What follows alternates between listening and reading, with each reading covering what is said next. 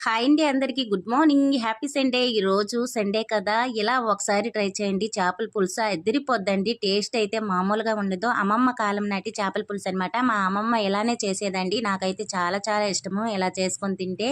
ముందుగా అయితే నేను ఇక్కడ తోలుపారల చేపలతో పులుసు పెడుతున్నాను.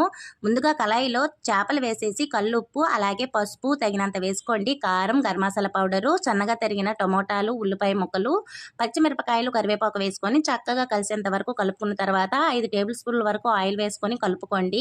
మొత్తం కలుపుకొని ఒక పావు గంట సేపు పక్కన పెట్టేసేయండి. ఇప్పుడు చింతపండు రసం వేసుకొని స్టవ్ మీద పెట్టుకోండి. మొత్తం ఇలా కలుపుకొని స్టవ్ మీద పెట్టుకొని స్టవ్ని మీడియం ఫ్లేమ్లో పెట్టుకొని 20 నిమిషాల పాటు కుక్ చేయండి. చక్కగా ఉడికిపోతాయి. ఇప్పుడు దంచుకున్న వెల్లుల్లిపాయలు పొట్టు తీసుకొని వేసుకోండి. అలాగే కొంచెం ఫిష్ మసాలా పౌడర్ వేసుకొని కళాయిని ఇలా కుదుపుతూ ఇంకో 10 నిమిషాల పాటు కుక్ చేసుకుంటే ఎమ్మీగా చేపల పులుసు రెడీ.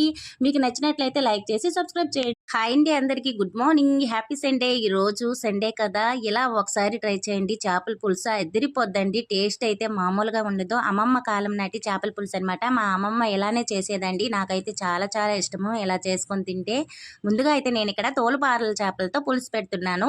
ముందుగా కళాయిలో చేపలు వేసేసి కల్లుప్పు అలాగే పసుపు తగినంత వేసుకోండి. కారం, గరం మసాలా పౌడరు, సన్నగా తరిగిన టమోటాలు, ఉల్లిపాయ ముక్కలు, పచ్చిమిరపకాయలు, కరివేపాకు వేసుకొని చక్కగా కలిసేంత వరకు కలుపుకున్న తర్వాత 5 టేబుల్ స్పూన్ల వరకు ఆయిల్ వేసుకొని కలుపుకోండి.